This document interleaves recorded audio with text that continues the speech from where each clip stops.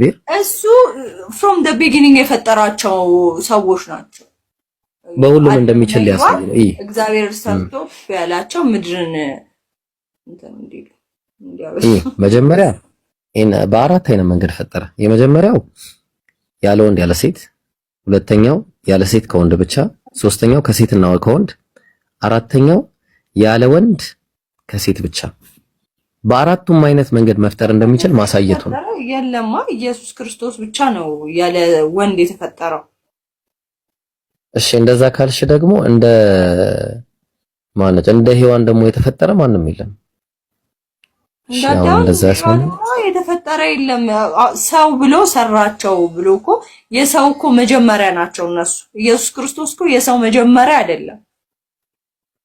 እሺ ይሁን። አሁን እኮ እሱ እኮ ምንም አዲስ የሚያደርገው ነገር የለም። ፍጡር ከመሆኑ ያገደዋል። አሁን ፍጹም ሰው ፍጹም አምላክ ስለሆነ ነው ያለ ወንድ ከሳይንስ ውጪ አምላክ ስለሆነ ነው። እሺ አምላክ እሺ የትኛው ነብይ ነው ከሞተ በኋላ ማለት ነው? ኦኬ እነ መጥምቁ ዮሐንስ ከታረዱ በኋላ አንገታቸው አርገዋል። ኦብቪየስ ሞቶ 3 ቀን ቆይቶ የተነሳ አልዓዛር 4 ቀን ቆይቶ የተነሳ አልዓዛር አለ። ግን በነቢያት እንደተገለጸው ነቢያት እንደጻፉት ልክ እንደዛው ይመጣል፣ ስለ ሰው ልጆች ኃጢአት በደል ይሞታል፣ በሶስተኛውም ቀን ይነሳል ተብሎ እንደተጻፈው ልክ እንደሱ የተጻፈው ስለማን ነው? የሰው ልጆች ኃጢአትና በደል መተላለፍ ይወስዳል የተባለውስ ማን ነው? ኢየሱስ ክርስቶስ ነው አይደለም? ኢየሱስ ክርስቶስ አምላክ ስለሆነ እሱ ራሱ የለም እንደዛ የሚል እሱ ነው። እንደዛ የሚል ራሱ የለም። ብሉይ ኪዳን ላይ አለ፣ አዲስ ኪዳን ላይ አለ። ግን ብሉይ ኪዳን ላይ እንደዛ ተብሎ ተጽፏል ተብሎ የለም፣ የተጻፈ ነገር የለም። እንደዛ ብለውም አያምኑም። በነገራችን ላይ ስቅለት ጉዳይ አሳየኝ፣ ችግር የለውም። ስቅለት ጉዳይ ላይ ካልሽ የስቅለት ጉዳይ ራሱ ትልቅ ችግር አለበት። እሺ ላሳይሽ። እሺ እኔ ደግሞ አንድ ጥያቄ ልጠይቅህ። እሱን እያሳየኝ እኔ ሌላ ጥያቄ። እሺ ፍቀጂልኝ እስቲ ስለ ስቅለት አንዳንድ ነገር ዛሬ ልንገርሽ። እሺ ቆይ እኔ አንዴ ልጠይቃ። ጠይቅኝ። እሺ ኢየሱስ ክርስቶስ አልተሰቀለም ብለህ ነው የምታምነው? አሁን መጽሐፍ ቅዱስን ቆይ አንዴ እንትን ታነብልኛለህ፣ ግን አንዴ ያዝልኝና ኢየሱስ ክርስቶስ አልተሰቀለም ነው የምትለው አንተ? አዎ። መጣ ወደ ምድር እንደመጣ ታምናለህ?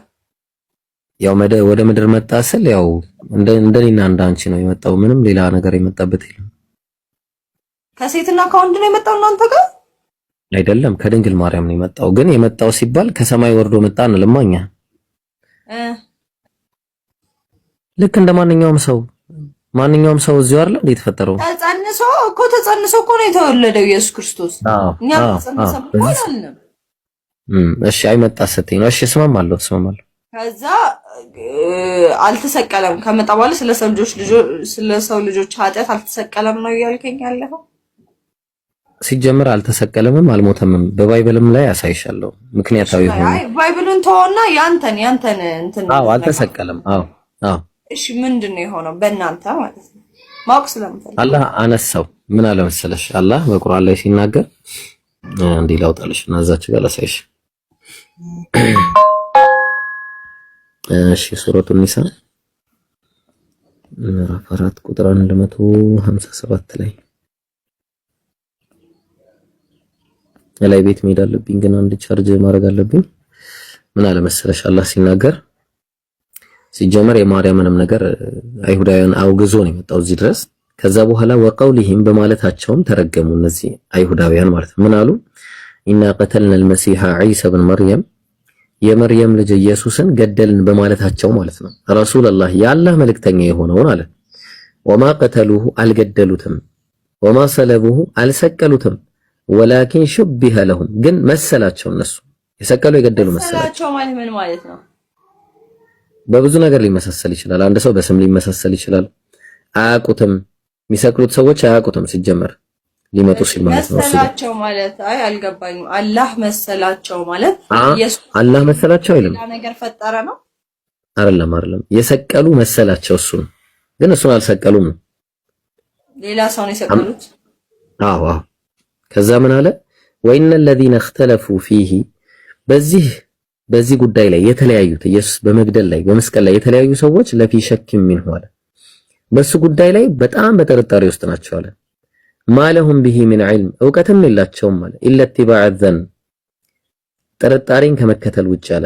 ወማ ቀተሉሁ የቂና በእርግጥም አልገደሉትም አለ። ታዲያ ካልገደሉ ካልሰቀሉት የት ሄደ ሲባል አላህ ቃል ገብቶለት ነበር እንደሚያነሳው።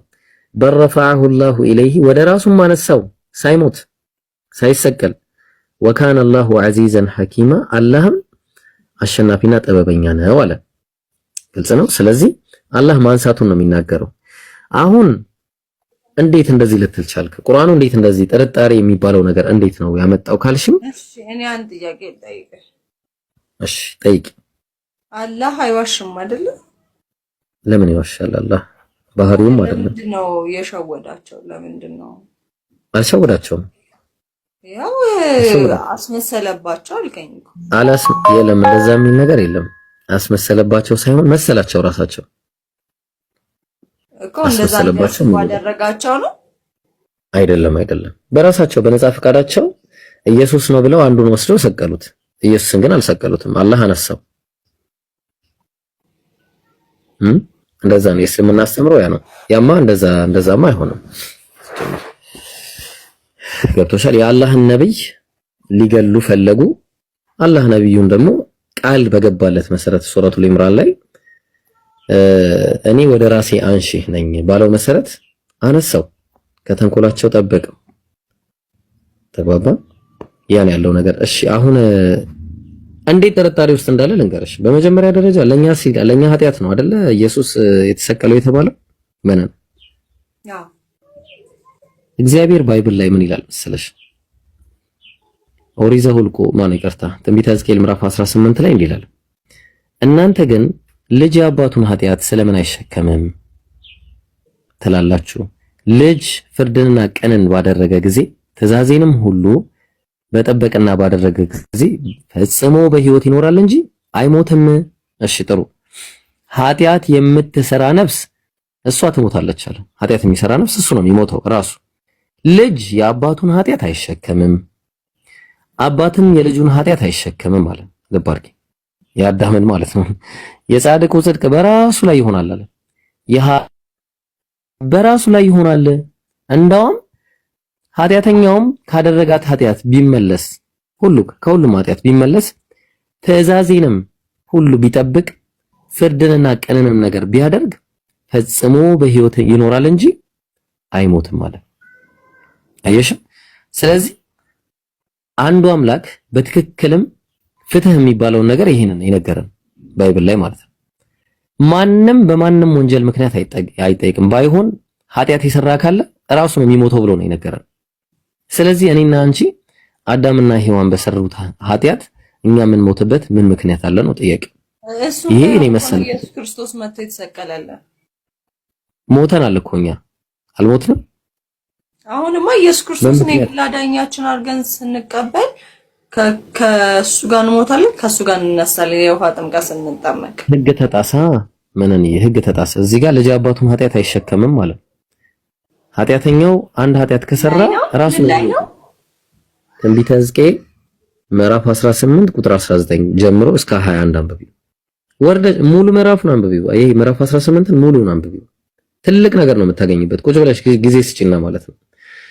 በዛ ላይ ደግሞ የሚገርምሽ እዚሁ ዘዳግም 30 24 16 ይብርሽ ባይዘው እኔ በሃይማኖት በመጽሐፍ ቅዱስ አሁን ገና አንብቢ ካልከኝ ጀምሮ ነው እያነበብኩ ያለሁትና እኔ ራሱ እንትን እያልኩ ነው እያጠና ነው ገና። ለዛ ፐርፌክት አይደለም። ትክክል። እስቲ አዳምጪኝ ወይሽ እኔ የምነግርሽን አዳምጪና ኖት ያዥሽ። እኔ የምጠይቅህንም ደግሞ መልስልኝ። እመልሳለሁ።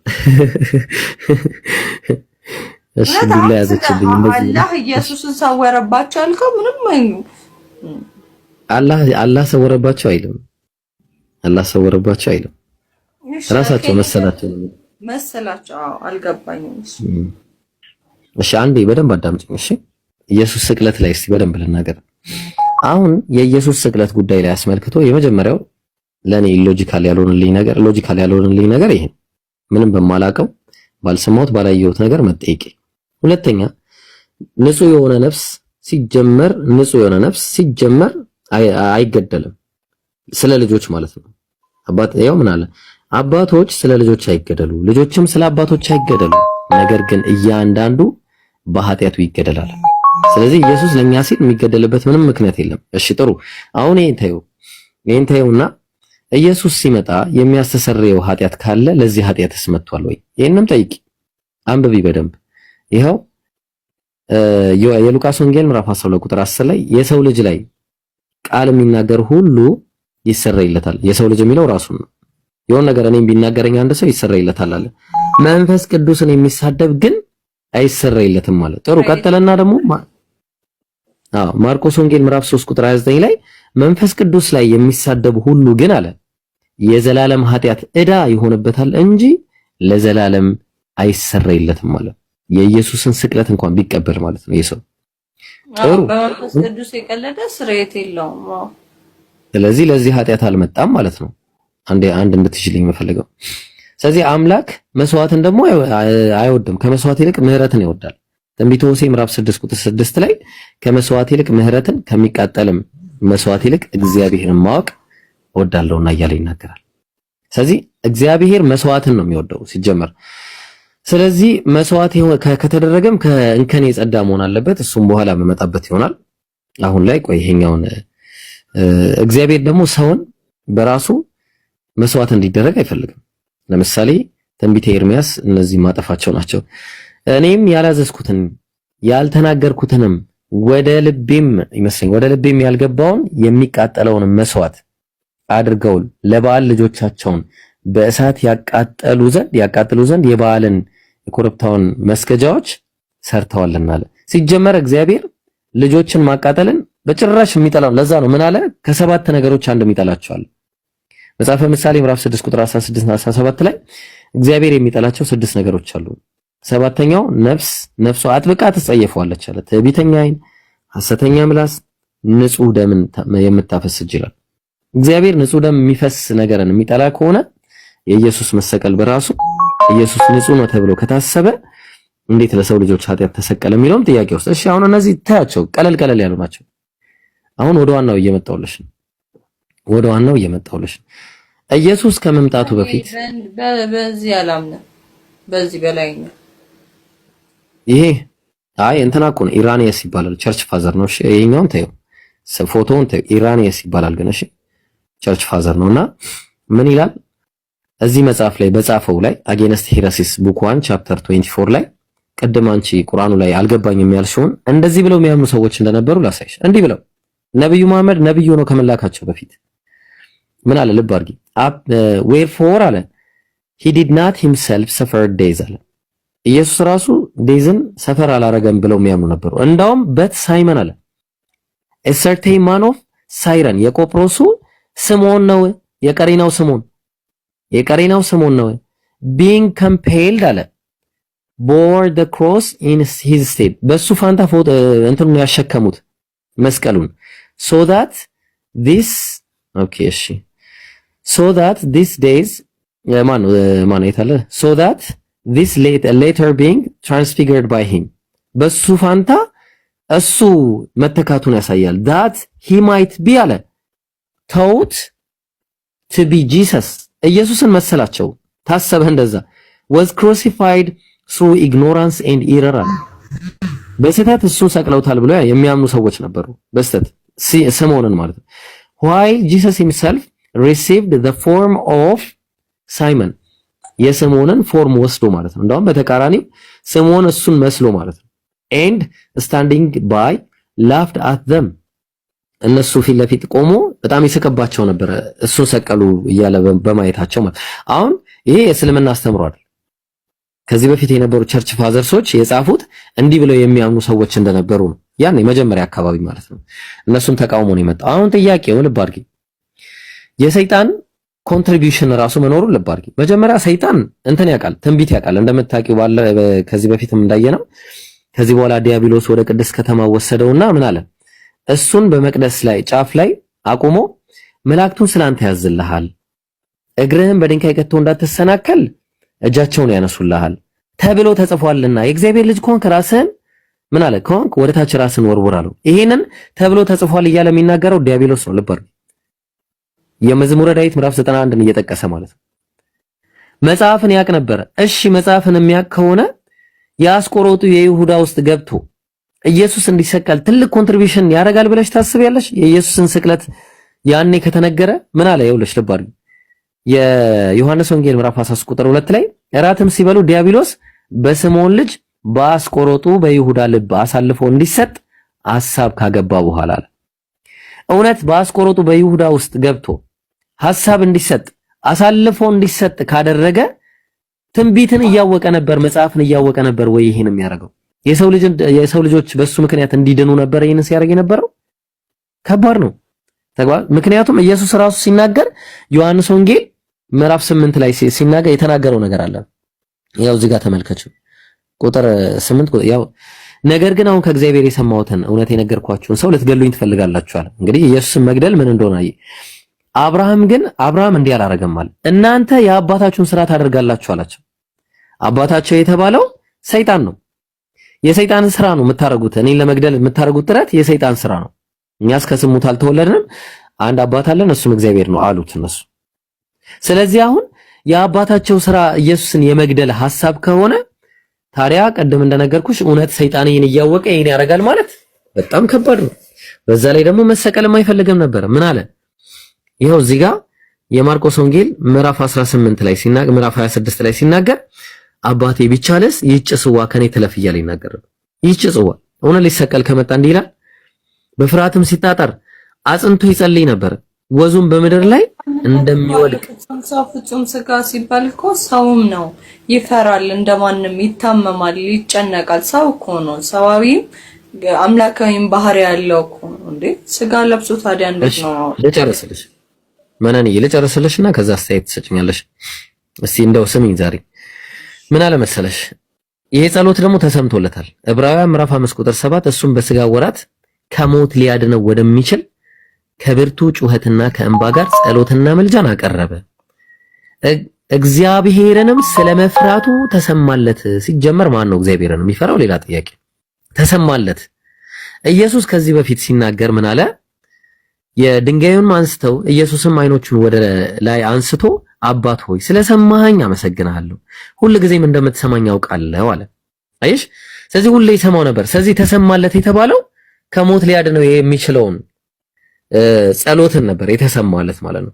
ስለዚህ አሁን ኢየሱስ ከዚህ ሰዓት አድነኝ ብሎ የተናገረው ጸሎት እንዳገኘ የምታውቂው ከዚህ ጥቅስ ነው። በተለይ ደግሞ ዮሐንስ ወንጌል ምዕራፍ 7 ላይ ኢየሱስን ያው እንግዲህ ከኢየሩሳሌም ሰዎች አንዳንዶቹ እንዲህ አሉ። ምን አሉ?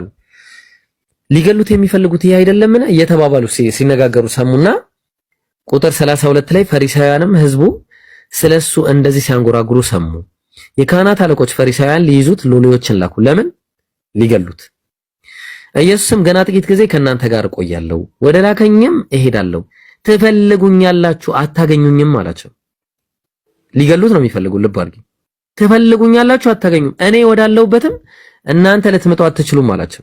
እኔ ወዳለሁበት ቀጠለና እነሱ ደግሞ ተገርመው እንዲህ አሉ፣ እንግዲህ አይሁድ እኛ እንዳናገኘው ይህ ወዴት ይሄድ ዘንድ አለው? በግሪክ ሰዎች መካከል ተበትነው ወደሚኖሩት ሄዶ የግሪክን ሰዎች ሊያስተምራለውን? ይሄ ነበር ሐሳብ። ትፈልጉኛላችሁ አታገኙኝም ሲል ምን ለማለት ፈልጎ ነው እያለ የሚናገርበትን ነገር ከዚህ ማየት ይችላል። ስለዚህ አልተገኘም ማለት ነው። አይሁዳውያን መሲሁ ራሱ ሲመጣ ይሰቀላል ብለው ያስቡ። ለዛ ነው ምን አለ? ከሰቀሉትም ከክፉ አድራጊዎቹ አንዱ ክርስቶስ እሱ ክርስቶስ አይደለህምን አለው። ራስህንም እኛንም አድን ብሎ ሰደበው ይላል። ስለዚህ እውነተኛው ክርስቶስ ይሰቀላል ተብሎ አይታመንም። ምን አለ? ለዛ ነው ሌሎችን አዳነ፣ ራሱን ሊያድን አልቻለም። የእስራኤል ንጉሥ ከሆነ አሁን ከመስቀል ይውረድ እኛም እናምንበታለን ይላሉ። በመጽሐፉ ላይ የሚታወቀው የሚመጣው መሲሁ የሚሞት መሲህ አይደለም። በትንቢት ራሱ አይሞትም። ይሄው ላሳይሽ በትንቢት እንደማይሞት። ለምሳሌ አንድ ጥቅስ ልስጥሽና ግንበኞች የራቁት ያው እናንተ ግንበኞች የናቃችሁት የማዕዘን ራስ ይህ ነው የተባለው እንደምታውቂው ኢየሱስ ነው አይደል? ይሄ ኢየሱስ ነው። እናንተ ግንበኞች የናቃችሁት የማዕዘን ራስ ይህ ነው የሚለው እቺን ነገር ስትነኪያት መዝሙረ ዳዊት ላይ ነው የሚወስድሽ። እዚህ ጥቅስ ላይ ወስድሻል። ምን አለ? ከዚህ ከ17 ልጀምርልሽ። ኦኬ እሺ፣ ከዚህ ልጀምር። የእልልታም የመድኃኒትም ድምፅ በጽድቅ ድንኳን የእግዚአብሔርም ቀኝ ኃይል አደረገኝ። እግዚአብሔር ቀኝ ማን ነው? የእግዚአብሔር ቀኝ ከፍ ከፍ አደረገኝ፣ የእግዚአብሔር ቀኝ ኃይልም አደረገኛል። አልሞትም በሕይወት እኖራለሁ እንጂ የእግዚአብሔርንም ሥራ እናገራለሁ አለ። መገሰጽን እግዚአብሔር ገሰጸኝ፣ ለሞት ግን አልሰጠኝም አለ። ቀጠለ። የጽድቅንም ደጆች ክፈቱልኝ አለ። ወደ እርሱ ገብቼ እግዚአብሔርን አመሰግናለሁ አለ። ይህችም የእግዚአብሔር ደጅ ናት፣ ወደ እርሷ ጻድቃን ይገባሉ አለ። ሰምተኸኛልና መድኃኒቴ ሆነኛልና አመሰግናለሁ። ሰምቶኛል። ልባር ምንድነው የሰማው? ጸሎት። ግንበኞች የናቁት ድንጋይ እሱ የማዕዘን ራስ ሆናል። አየሽ፣ አልሞትም በሕይወት እኖራለሁ እያለ ሲናገር የነበረው ሰምተኸኛል፣ መድኃኒት ሆነኛል፣ አመሰግናለሁ እያለ ሲናገር የነበረው ይኸው ግንበኞች የናቁት ድንጋይ እሱ የማዕዘን ራስ ሆነ የተባለው ኢየሱስ። ለዛ ነው ሌላ ቦታ ላይም ስትሄጂ እዚህ የታለ መዝሙር 91 ላይ ቅድም ሰይጣን የጠቀሰው ጥቅስ ማለት ነው። በልዑል መጠጊያ የሚኖር ሁሉን የሚችል አምላክ ጥላ ውስጥ ያድራል አለ። እግዚአብሔር አንተ መታመኛዬ ነህ እለዋለሁ፣ አምላኬና መሸሸጊያዬ ነው፣ በእርሱም እታመናለሁ። እሱ ከአዳኝ ወጥመድ ምናምን እያለ ይቀጥላል። አሁን ዋናው ነገር እዚህ ጋር ነው። በመንገድም ሁሉ ይጠብቁ ዘንድ በመላእክቱ ስለአንተ ያዝልሃል ካለ በኋላ ልብ አድርጊ፣ ረጅም ዕድሜ አጠግበዋለሁ ማዳኔንም አሳየዋለሁ ይላል። ማዳኔን ረጅም ዕድሜ የሚያጠግበው ከኢየሱስ ውጭ ረጅም ዕድሜ ያኖረው ሰው የለም እንደምታውቂው። ስለዚህ ረጅም ዕድሜ የኖረው አድኖት ነው፣ አልሞትም ባለው መሰረት ማለት ነው። አልሞትም ባለው መሰረት ይሄንንም ዲያብሎስ እንትን ብሎ አሁን እሺ ተሰቀለ ከተባለ ራሱ ስንት ሰዓት ተሰቀለም ችግር ነው። አንደኛው በሰቀሉ ጊዜ 3 ሰዓት ይላል። ለራሱ ነው እንጂ ስለ ኢየሱስ እሺ ችግር የለው። ሰቀሉት ቢባል እንኳን እስቲ እንቀበል ቢባል እንኳን በሰቀሉ ጊዜ እዚህ ጋር ስንት ሰዓት ይላል? 3 ሰዓት ነበር ይላል። ያጅልኝ 3 ሰዓት። ሌላ ወንጌል ላይ ደግሞ እዚህ ጋር ስትመጪ 6 ሰዓትም የሚያህል ነበረ። ጨለማም እስከ 9 ሰዓት በምድር ላይ ሁሉ ሆነ።